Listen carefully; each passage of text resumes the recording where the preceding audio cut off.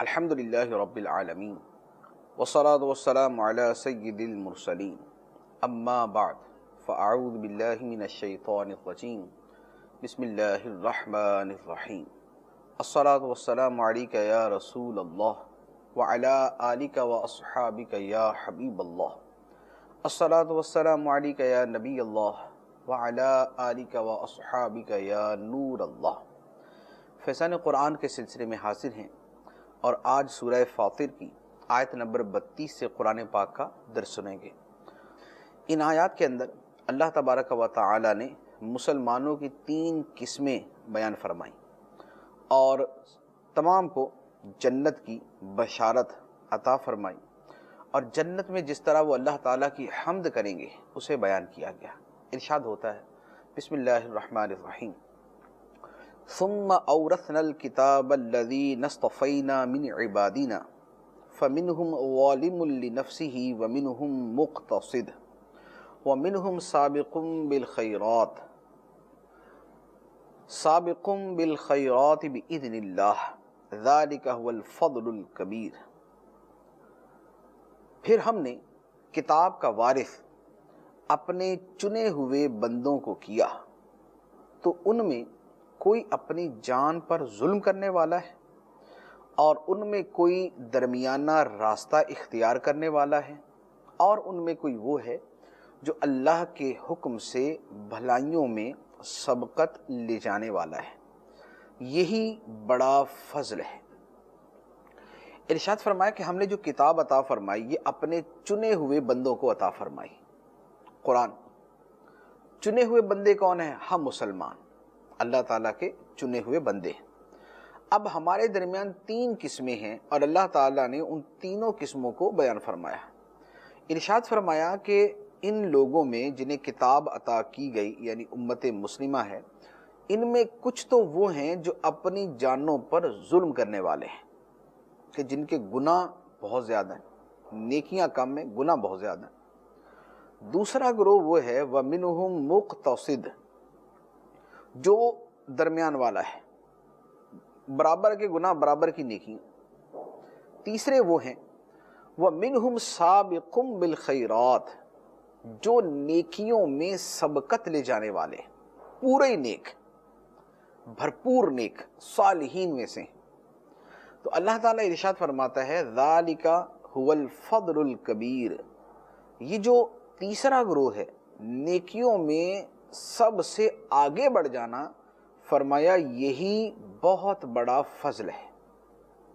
لیکن تینوں کے تینوں بہرحال اللہ تعالیٰ کے منتخب بندے ہیں جنہیں اللہ تعالیٰ نے کتاب عطا فرمائی۔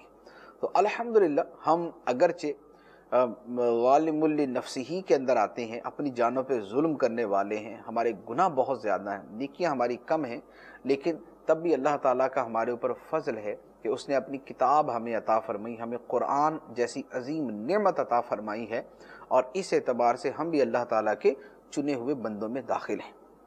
اب ان کے لیے اللہ تعالیٰ نے جو وعدے فرمائے ہیں وہ اللہ تعالیٰ وعدہ ذکر فرماتا ہے۔ ارشاد فرمایا جنات عدن يدخلونها يحلون فيها من أساور من ذهب ولؤلؤا ولباسهم فيها حرير وقالوا الحمد لله الذي أذهب عنا الحزن إن ربنا لغفور شكور الذي أحلنا دار المقامة من فضله لا يمسنا فيها نصب ولا يمسنا فيها لغوب۔ ان کے لیے بسنے کے باغات ہیں جن میں وہ داخل ہوں گے، اور انہیں ان باغوں میں سونے کے کنگن اور موتی پہنائے جائیں گے، اور وہاں ان کا لباس ریشمی ہوگا، اور وہ کہیں گے سب خوبیاں اللہ کے لیے جس نے ہم سے غم دور کر دیا، بے شک ہمارا رب بخشنے والا قدر فرمانے والا ہے۔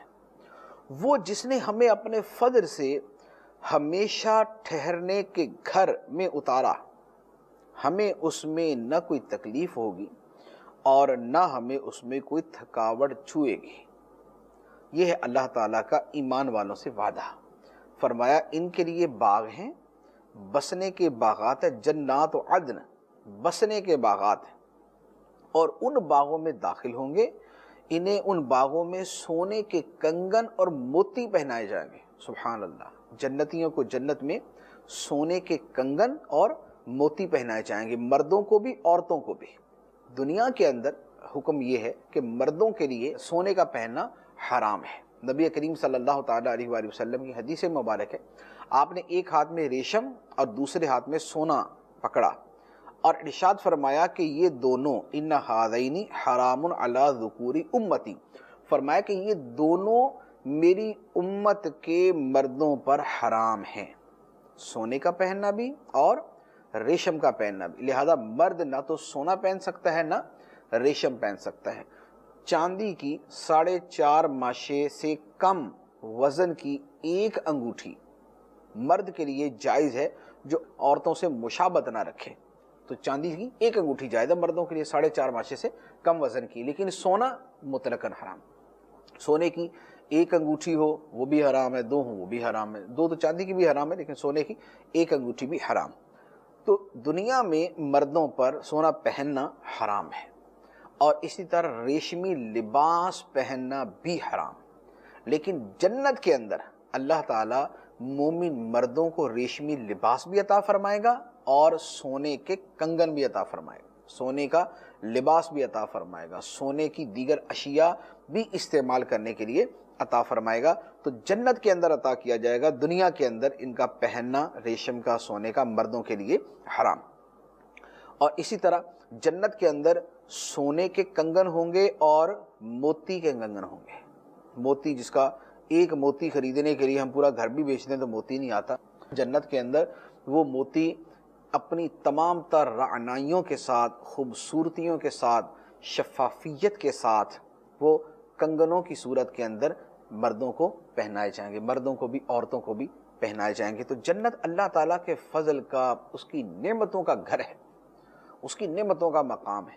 تو وہاں پر جو چیز خوبصورت ہے، ایک سے بڑھ کر ایک خوبصورت چیز ہے، زیب و زینت ہے، وہ اللہ تعالیٰ سب کو عطا فرمائے گا۔ تو لباس و لباسہم فیہا حریر، لباس ان کا جنت میں باغوں میں ریشمی ہوگا، سونے اور موتیوں کے کنگن ان کو پہنائے جائیں گے۔ اب جب جنتیوں کو یہ ملے گا کہ سبحان اللہ ان کے مشروبات شاندار ہیں، ان کے پہناوے اعلیٰ درجے کے ہیں، ان کے کھانے بڑے لذیذ ہیں، ان کی رہائشیں بڑی شاندار ہیں، جب یہ سب کچھ ان کو ملے گا تو وہ کیا کہیں گے؟ وہ اللہ تعالیٰ کی حمد کریں گے، وہ کہیں گے تمام تعریفیں اللہ کے لیے جس نے ہم سے غم دور کر دیا، جس نے ہم سے غم دور کر دیا، بے شک ہمارا رب بخشنے والا قدر فرمانے والا ہے، اس نے ہماری بخشش کی اپنے فضل سے اور ہمارے اعمال کی قدر بھی کی، ہمیں ہمارے نیک اعمال کا بدلہ دیا، ان کی قدر کی اور اپنے فضل سے ہمیں بخش دیا، جنت عطا فرمائی۔ اور کہیں گے وہ اللہ جس نے ہمیں اپنے فضل سے ہمیشہ ٹھہرنے کے گھر جنت میں اتارا، اور ہمیں اس جنت میں نہ کوئی تکلیف ہوگی اور نہ ہمیں کوئی تھکاوٹ چھوئے گی۔ سبحان اللہ، ورنہ دنیا میں کیا ہوتا ہے، یا تو آدمی کو مسلسل جو ہے وہ کمانے کی وجہ سے تکلیفیں اٹھانا پڑتی ہیں۔ یہ جو نعمتیں بیان کی گئی ہیں، اگر کسی نے سونا، چاندی اور دنیا کی نت نئی نعمتیں اور لذتیں حاصل کرنی ہیں تو اسے تکلیف اٹھانی پڑتی ہے، لیکن فرمایا کہ جنت میں کوئی تکلیف نہیں اور نہ کوئی تھکاوٹ ہوگی۔ ہم دنیا میں کھیل کھیلیں، مزہ تو بڑا آتا ہے، لیکن اس کھیل میں تھکاوٹ بھی ہوتی ہے۔ ایسا نہیں ہوتا کہ ہم 24 گھنٹے کھیلتے رہے ہمیں پتہ ہی نہ چلے، 2-4 گھنٹے کھیلیں گے تو ہمارے بدن پہ تھکاوٹ کے آثار ظاہر ہونا شروع ہو جائیں گے۔ لیکن جنت کے جہاں پر لذتیں اور مزے اور لطف ہی لطف ہے، لیکن اس کے باوجود تھکاوٹ کوئی نہیں، وہ اپنے عیش و مستی میں اور اپنی عیش و عشرت کے اندر ہوں گے، لیکن کبھی کبھی بھی ان کو تھکاوٹ لاحق نہیں ہوگی۔ یہ ہے مومنوں کے لیے، یہ ہے ایمان والوں کے لیے۔ اب کافروں کے لیے کیا ہے؟ ارشاد فرمایا والذین کفروا لہم نار جہنم لا یقضى علیہم فیموتوا ولا یخفف عنہم من عذابها کذلک نجزی کل کفور وهم یصطرخون فیہا ربنا اخرجنا نعمل صالحا غیر الذی کننا نعمل اولم نعمرکم ما یتذکر فیہ من تذکر وجاءکم النذیر فذوقوا فما للظالمین من نصیر۔ فرمایا اور جنہوں نے کفر کیا ان کے لیے جہنم کی آگ ہے، نہ ان پر قضا آئے گی کہ وہ مر جائیں اور نہ ان سے جہنم کا عذاب کچھ ہلکا کیا جائے گا۔ ہم ہر بڑے ناشکرے کو ایسی ہی سزا دیتے ہیں، اور وہ جہنمی اس میں چیختے چلاتے ہوں گے کہتے ہوئے اے ہمارے رب ہمیں نکال دے تاکہ ہم اچھا کام کریں اس کے برخلاف جو ہم پہلے دنیا میں کرتے تھے۔ لیکن جواب ملے گا اور کیا تمہیں دنیا میں وہ عمر نہ دی گئی تھی جس میں سمجھنے والا سمجھ لیتا اور تمہارے پاس ڈر سنانے والا تشریف لایا تھا، لیکن تم نے مانا نہیں، تو اب چکھو، پس ظالموں کے لیے کوئی مددگار نہیں۔ یہ جہنمیوں کا انجام۔ فرمایا کہ جنہوں نے کفر کیا ان کے لیے جہنم کی آگ ہے، اور جہنم کے اندر ان پر قضا نہیں آئے گی کہ مر جائیں، مریں گے بھی نہیں۔ کافر جہنم میں مریں گے بھی نہیں اور ان سے جہنم کا عذاب ہلکا بھی نہیں کیا جائے گا۔ مسلمان اگر جہنم میں ہوں گے تو اپنا عذاب جو ہے وہ سہنے کے بعد اور اٹھانے کے بعد پھر تو وہ ویسے جہنم سے نکال کے جنت میں ڈال دیے جائیں گے، لیکن جو کافر ہیں یہ ہمیشہ جہنم میں رہیں گے، نہ موت آئے گی نہ کبھی جہنم کا عذاب ان سے ہلکا کیا جائے گا۔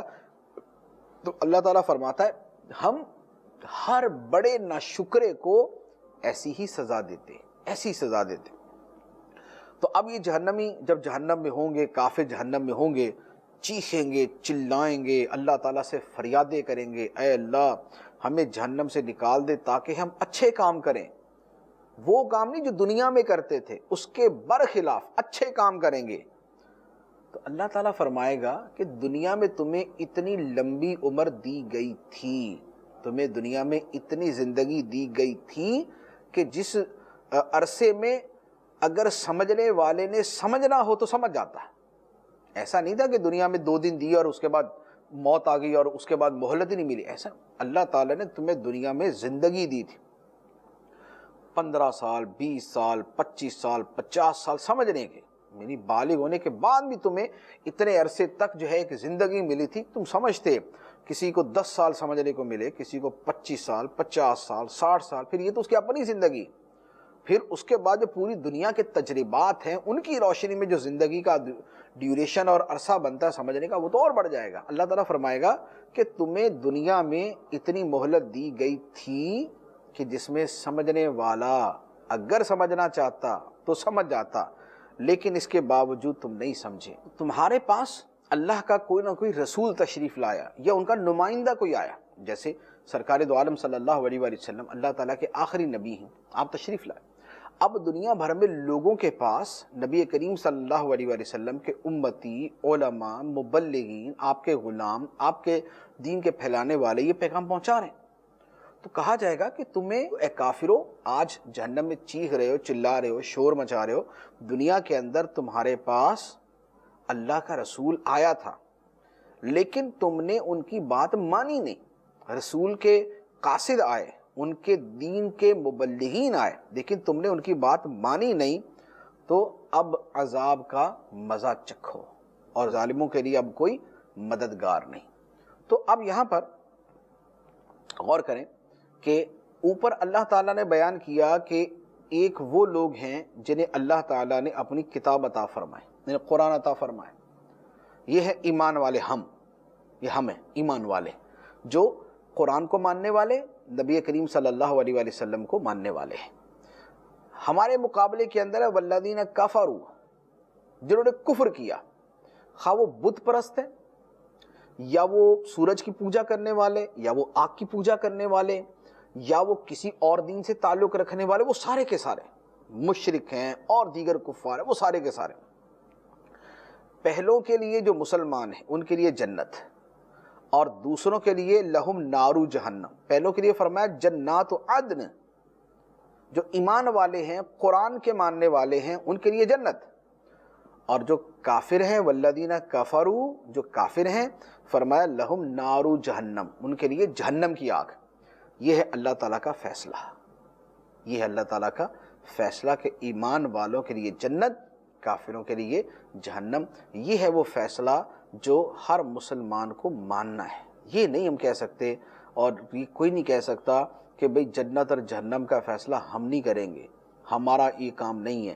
بھئی ہمارا کام نہیں ہے، لیکن جو اللہ تعالیٰ نے فیصلہ کر دیا اس کو ماننا ہمارا کام ہے۔ تو یہ اللہ تعالیٰ نے فیصلہ کھول کے، اس سے زیادہ صریح الفاظ کیا ہوں گے، اس سے زیادہ وضاحت کے الفاظ اور کیا ہوں گے کہ فرما دیا والذین کفروا لہم نار جہنم، مومنوں کے لیے فرمایا جنات عدن۔ تو اس سے بڑھ کے اور کیا الفاظ ہو سکتے ہیں؟ یہ سب سے واضح ترین الفاظ۔ اب اس کے بعد اچھا پھر یہاں پر جو کافروں کے حوالے سے بیان فرمایا کہ ان پر، کافروں پر جہنم میں موت نہیں آئے گی۔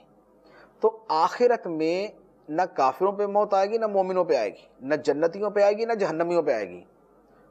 حدیث مبارک ہے کہ قیامت کے دن موت اس کو ایک مینڈے کی شکل میں لایا جائے گا اور ساری مخلوق کے سامنے اس کو ذبح کر دیا جائے گا اور کہہ دیا جائے گا کہ اب کوئی موت نہیں، اب کوئی موت نہیں۔ جو جنت میں ہیں ہمیشہ ہمیشہ زندہ رہیں گے، جو جہنم میں ہیں کافر ہمیشہ ادھر ہی رہیں گے، اور جو مومن جائیں گے وہ وہاں سے نکالے جائیں گے، لیکن زندگی ہمیشہ کی رہیں گے، جو عرصہ 10 سال 50 سال جتنا عرصہ رہنا، اس کے بعد جنت میں اور ہمیشہ کی زندگی ہے۔ تو قیامت کے دن موت کو موت آ جائے گی، موت کو ذبح کر دیا جائے گا، موت کا خاتمہ ہو جائے گا، اور اس کے بعد پھر ہمیشہ ہمیشہ کی زندگی شروع ہو جائے گی۔ اور کافروں کے لیے یہاں بیان کر دیا کہ نہ تو ان کو موت آئے گی اور نہ ان کا عذاب ہلکا کیا جائے گا۔ اس سے پتہ چلا کہ کافروں کے لیے جہنم کا عذاب دائمی ہے، اور یہ بھی نہیں ہے کہ ہمیشہ ہمیشہ ہوگا تو لہذا اس عذاب کا احساس ختم ہو جائے گا۔ اگر احساس ہی ختم ہو گیا تو پھر ان کو آگے میں رکھنے کا فائدہ؟ تو ان کو عذاب ہی ہوگا، اس میں تخفیف نہیں ہوگی، کبھی کمی نہیں ہوگی، اور وہ عذاب محسوس کرتے رہیں گے، اور وہ جہنم میں چیخے چلائیں گے، حسرتیں کریں گے، ہمیں واپس لوٹا دیا جائے، دنیا میں بھیج دیں، دوبارہ ہم اچھے عمل کریں گے۔ اللہ تعالیٰ فرمائے گا کہ نہیں، دنیا میں جتنی مہلت تمہیں چاہیے تھی سمجھنے کے لیے، غور و فکر کے، وہ دے دی گئی۔ لہذا یہ نہیں ہے کہ تم مطالبہ کرو، عمر دے دی جائے، پھر جا کے پھر دوبارہ وہی شروع کر دو۔ اور ہم اپنی آنکھوں سے دیکھتے ہیں، دنیا کے اندر بھی تقریباً یہی ہوتا ہے، ایک بڑی تعداد ہے جن کو 20 مرتبہ موقع ملتا پھر وہی کرتے ہیں، پھر وہی کرتے ہیں، پھر وہی کرتے ہیں۔ تو یہ ایک قسم کی ایک مزاج کا حصہ ہے، یہ ایک فطرت کے اندر ایک چیز ہے کہ انسان جس چیز کا اس قدر شدت کے ساتھ عادی ہو جاتا ہے تو وہ دوبارہ پھر وہ عود کرتا ہے اس طرح کی چیزوں کی طرف۔ لیکن آخرت کا معاملہ اس کی بالکل ایکسٹریم صورت ہوگی کہ وہاں تو واضح طور پہ فرما دیا جائے گا کہ تم دنیا میں جا کے دوبارہ یہی کام کرو گے۔ اب اس کے بعد اللہ تعالیٰ ارشاد فرماتا ہے ان اللہ عالم غیب السماوات والارض انہ علیم بذات الصدور، بے شک اللہ آسمانوں اور زمین کی ہر چھپی بات کو جاننے والا ہے، بے شک وہ دلوں کی بات جانتا ہے۔ یہاں پر اس آیت کا جو اگر ربط قائم کریں تو وہ یوں بنے گا کہ کافروں نے کہا، کافر جہنم میں کہیں گے اے اللہ ہمیں دنیا میں بھیج دے، ہم اچھے عمل کریں گے، ہم سدھر جائیں گے۔ تو اللہ تعالیٰ فرماتا ہے کہ بے شک اللہ آسمان و زمین کی ہر چھپی بات کو جانتا ہے، وہ بے شک وہ دلوں کی باتیں بھی جانتا ہے۔ تو یہ تم جو کہہ رہے ہو نا کہ ہم دنیا میں جا کے اچھے عمل کریں گے، تم نہیں کرو گے، تم نہیں کرو گے، یہ اللہ تعالیٰ نے اور آیتوں میں فرمایا ہوا، نہیں کرو گے۔ اچھا اب نہیں کرو گے کیسے پتہ ہے؟ تو اللہ تعالیٰ فرماتا ہے کہ اللہ ہے ہی وہ جو آسمان و زمین کی ہر پوشیدہ چیز کو جانتا ہے، جو دلوں کی باتوں کو جانتا ہے۔ اللہ تعالیٰ اپنے علم سے جانتا ہے کہ ان کافروں کو مہلت دی گئی تو دنیا میں جا کے دوبارہ پھر یہی کریں گے، تو لہذا فرمایا کہ اللہ تعالیٰ آسمان و زمین کی ہر چھپی بات کو جاننے والا ہے، دلوں کی باتیں بھی جانتا ہے۔ کافروں کو مہلت دیں گے تو یہ دوبارہ جا کے وہی کریں گے۔ اس کے بعد ارشاد ہوتا ہے اللہ تعالیٰ کے احسانات کو یاد کرنے کا حکم دیا جاتا ہے، اور فرمایا جاتا ہے کہ ناشکری کرو گے تو اس کا نقصان تمہیں ہی ہوگا۔ ارشاد فرماتا ہے هو الذی جعلکم خلائف فی الارض فمن کفر فعلیہ کفر ولا یزید الکافرین کفرہم عند ربہم الا مقتا ولا یزید الکافرین کفرہم الا خسارا۔ وہی ہے جس نے تمہیں زمین میں جانشین کیا، تو جو کفر کرے تو اس کے کفر کا وبال اسی پر ہے، اور کافروں کا کفر ان کے رب کے پاس غضب ہی کو بڑھاتا ہے، اور کافروں کا کفر ان کے نقصان میں اضافہ ہی کرتا ہے۔ ارشاد فرمایا کہ اللہ وہ ہے جس نے تمہیں زمین میں پہلوں کا جانشین کیا۔ پہلوں کا جانشین سے کیا مراد ہے؟ اس کے متعدد مفاہیم بیان کیے گئے۔ ایک مفہوم جو بڑا واضح ہے وہ عرض کرتا ہوں، ہم اپنے پہلے والے لوگوں کے بعد آئے، خلیفہ کہتے ہیں بعد میں آنے والے کو۔ تو اللہ تعالیٰ نے یہاں پر کفار کو فرمایا، لوگوں کو فرمایا کہ تم اپنے سے پہلے لوگوں کے جانشین ہو زمین کے اندر، کہ پہلے ایک قرن تھا، ایک قوم تھی، ایک مخلوق بستی تھی، یعنی انسانوں کی ایک پوری تعداد تھی، لیکن وہ سب پیرش ہو گئی، ختم ہو گئے۔ تم آ گئے دنیا کے اندر، تم ایک ایک کر کے دنیا سے اٹھتے جاتے ہو، اگلی نسل آ جاتی ہے، وہ اٹھ جاتی ہے، اگلی نسل آ جاتی ہے۔ تو فرمایا کہ اللہ وہی ہے جس نے تمہیں زمین میں پہلے لوگوں کا جانشین کیا ہے۔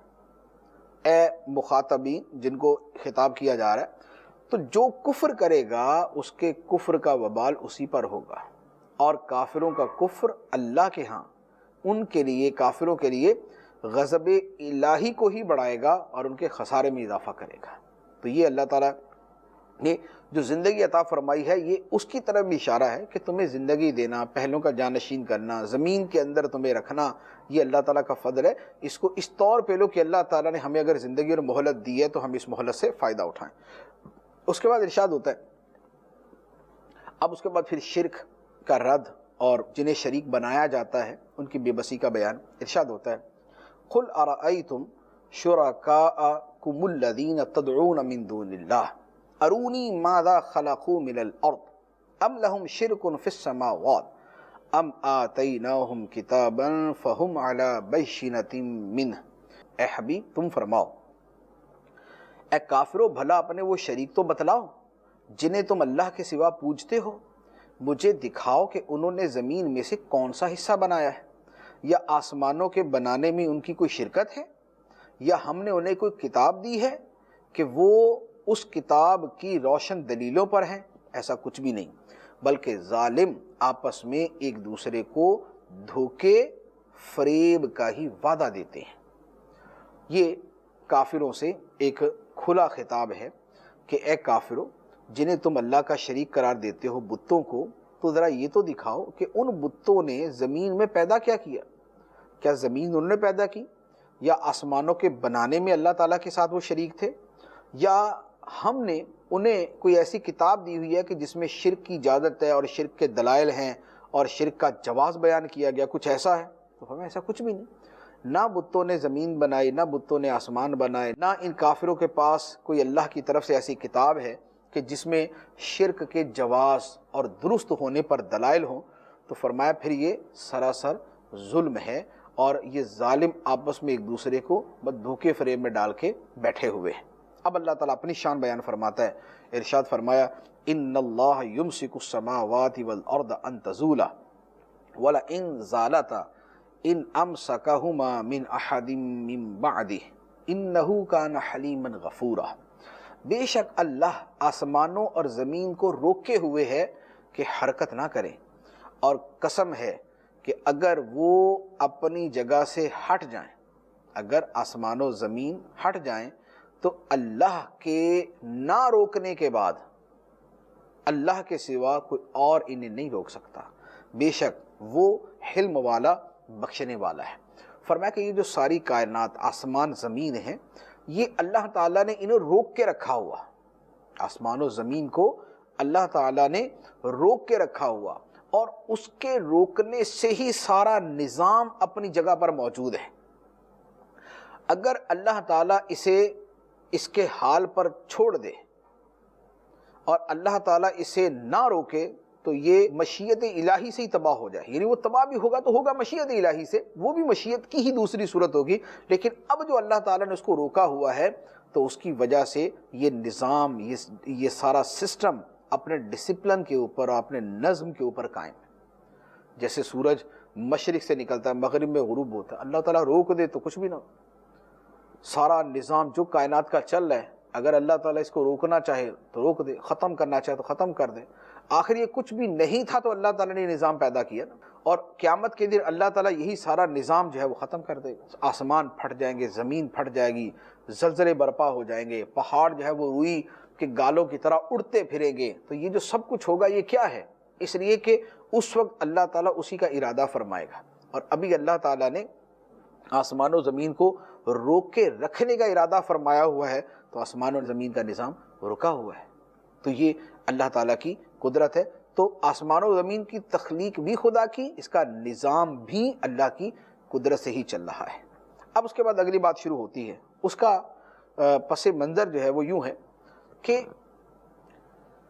یہ مکہ مکرمہ کے جو بت پرست تھے، جب یہ مختلف علاقوں میں تجارت کے سلسلے میں سفر کرتے، خاص طور پہ شام کی طرف، یمن کی طرف، تو راستے کے اندر ان کی اہل کتاب سے ملاقات ہوتی، تورات کے ماننے والوں سے، انجیل کے ماننے والوں سے۔ وہ تورات و انجیل کے ماننے والے ان کو تانے دیتے تھے کہ یار تم بتوں کو پوجتے ہو، شرم نہیں آتی، اپنے ہاتھوں سے بناتے ہو پھر خدا بنا لیتے ہو۔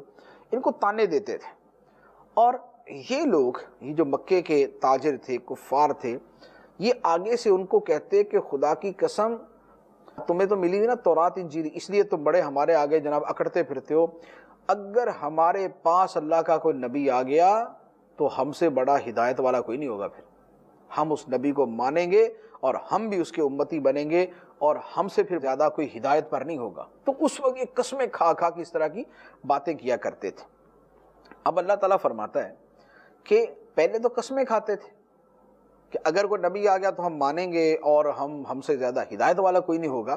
اب جب اللہ کا نبی تشریف لے آیا، یعنی نبی کریم صلی اللہ تعالیٰ علیہ وسلم تشریف لے آئے، تو اب یہ بھاگ رہے، اب یہ ماننے سے انکار کر رہے ہیں۔ پہلے قسمیں کھاتے تھے، اب مان نہیں رہے۔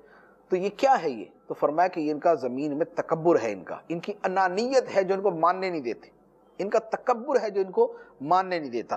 ارشاد ہوتا ہے وَأَقْسَمُوا بِاللَّهِ جَهْدَ أَيْمَانِهِمْ لَئِن جَاءَهُمْ نَذِيرٌ لَيَكُونُنَّ أَهْدَىٰ مِنْ إِحْدَى الْأُمَمِ فَلَمَّا جَاءَهُمْ نَذِيرٌ مَا زَادَهُمْ إِلَّا نُفُورًا اسْتِكْبَارًا فِي الْأَرْضِ وَمَكْرَ السَّيِّئِ وَلَا يَحِيقُ الْمَكْرُ السَّيِّئُ إِلَّا بِأَهْلِهِ فَهَلْ يَنظُرُونَ إِلَّا سُنَّةَ الْأَوَّلِينَ فَلَن تَجِدَ لِسُنَّةِ اللَّهِ تَبْدِيلًا وَلَن تَجِدَ لِسُنَّةِ اللَّهِ تَحْوِيلًا۔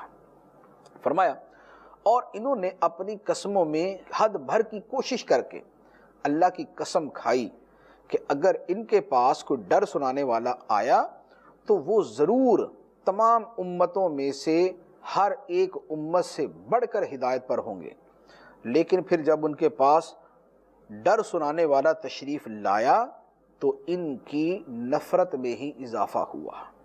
زمین میں بڑائی چاہنے اور برا مکر و فریب کرنے کی وجہ سے وہ ایمان نہ لائے، اور برا مکر و فریب اپنے چلنے والے پر ہی پڑتا ہے، تو وہ کفار پہلے لوگوں کے دستور کا انتظار کر رہے ہیں۔ تو تم ہرگز اللہ کے دستور کے لیے کوئی تبدیلی نہیں پاؤ گے، اور ہرگز اللہ کے قانون کے لیے ٹالنا نہ پاؤ گے۔ دو آیتوں کا مفہوم جو ہے وہ عرض کرتا ہوں۔ پہلی بات تو یہ ارشاد فرمائی کہ یہ کافر پہلے قسمیں کھاتے تھے اور بڑی زوردار قسمیں کھاتے تھے کہ اگر ان کے پاس اللہ کا کوئی رسول آ گیا تو یہ سب سے بڑھ کر ہدایت یافتہ ہوں گے، ایمان لائیں گے، ڈٹیں گے، مضبوط ہوں گے، ایمان بڑا شاندار ہوگا، ہدایت پہ بڑے ثابت قدم ہوں گے۔ تو اللہ تعالیٰ فرماتا ہے کہ فَلَمَّا جَاءَهُمْ نَذِيرٌ، پھر جب ان کے پاس اللہ کا رسول آ گیا تو پھر کیا ہوا؟ فرمایا مَا زَادَهُمْ إِلَّا نُفُورًا، ان کی نفرت، ان کا بھاگنا میں ہی اضافہ ہوا، یعنی اور بھاگ گئے، پہلے جتنا تھے اس سے بھی زیادہ جو ہے وہ ایمان قبول کرنے سے اور توحید سے دور ہو گئے۔ وجہ کیا؟ فرمایا وجہ یہ ہے کہ ان کے دلوں میں تکبر ہے۔ وہ کس انداز میں؟ وہ اس طرح کہ نبی پر ایمان لانے کا مطلب کیا ہوگا؟ ایمان لینے کا مطلب یہ ہوگا کہ اپنی مرضی نہیں چلے گی، اب نبی کی مرضی چلے گی۔ پہلے تو اپنی مرضی سے کھاؤ پیو حلال حرام، مسئلہ ہی کوئی نہیں، لیکن اب یہ ہوگا کہ جب نبی کا کلمہ پڑھ لیں گے تو پھر اس کی اطاعت کرنی پڑے گی، اس کی اطاعت کرنی پڑے گی تو اپنی خواہشات کو چھوڑنا پڑے گا۔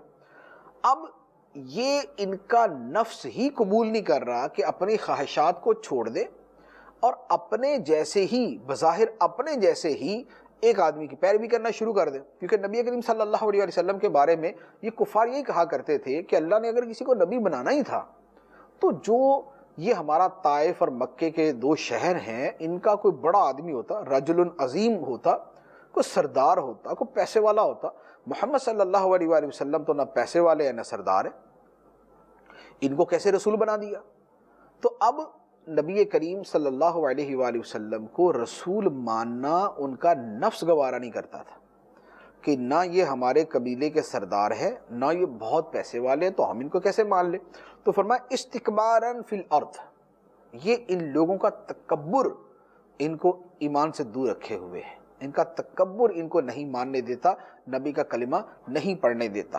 اور دوسری بات فرمایا کہ ان کا برا مکر و فریب، کہ جب ایک آدمی عیاری، چلاکی اور مکاری کے اندر اور سازشوں کے اندر پڑ جاتا ہے تو پھر حق نہیں قبول کر پاتا، تو ارشاد فرمایا کہ برا مکر و فریب اپنے چلنے والے پر ہی پڑتا ہے۔